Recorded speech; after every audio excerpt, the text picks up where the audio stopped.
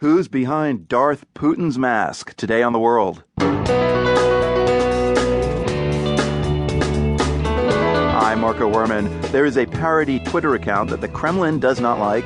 It's called @DarthPutinKGB, and no one knows who's running it. It's clearly somebody who's very clever. It's clearly somebody that knows a lot about Russia. And it's clearly somebody that's very tech savvy. Also, an Iranian-American comedian who grew up in California thinking she was kind of Mexican. I knew that I wasn't Mexican, but they felt sort of like the closest minority group to what I was. And so at the time, I was just sort of like, close enough.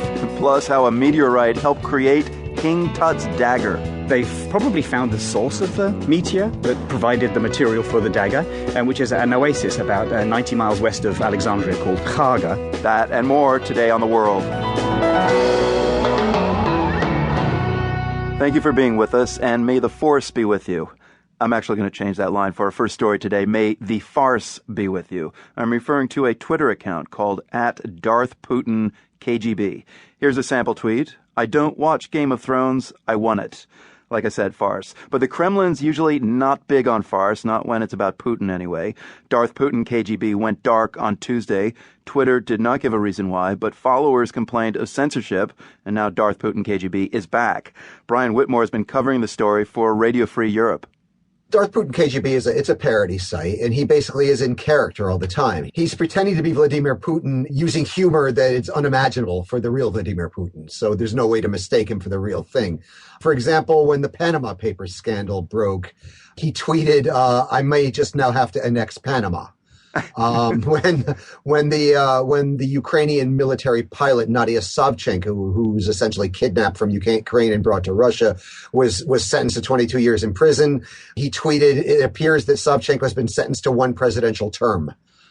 So this is the spirit he's always tweeting in.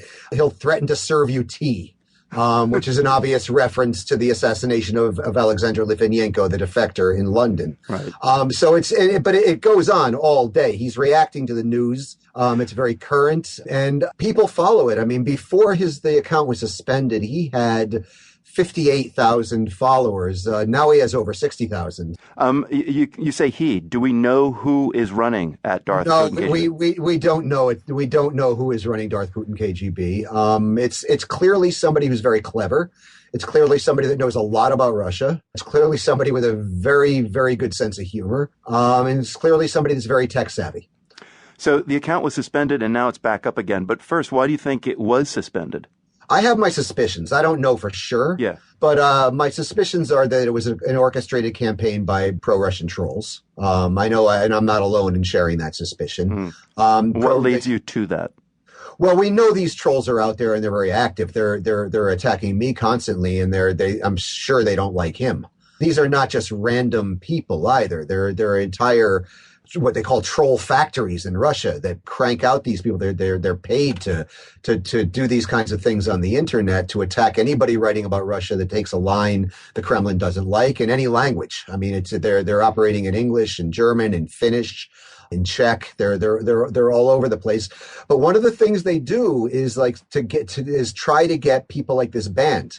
And I think it's worth noting that before Darth Putin KGB was suspended, a series of parody accounts were suspended. Soviet Sergei, for example, an account that parodies the Russian foreign minister, Sergei Lavrov, was just about a week before Darth Putin was suspended. This account was suspended. Another account called Not Russia was suspended. This was part of a trend.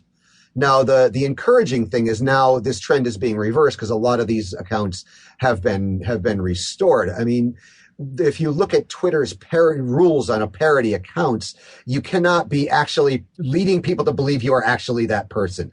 Well, anybody who has an account, if their intro says 140% of the Russian people did not elect me, I think it's reasonable for any normal person to not think that is actually Vladimir Vladimirovich Putin, tweeting these things. I have to ask you, Brian, where do we actually see allusions to Darth Vader in his account, or is it just the whole kind of dark force vibe? That's just the dark force vibe. I don't think there's any allusions to Darth Vader there, other than in the name. Well, maybe one day we can get @Darth Putin KGB to meet @Kim Jong number Un. It could be a really interesting gathering. Brian Whitmore is senior Russia.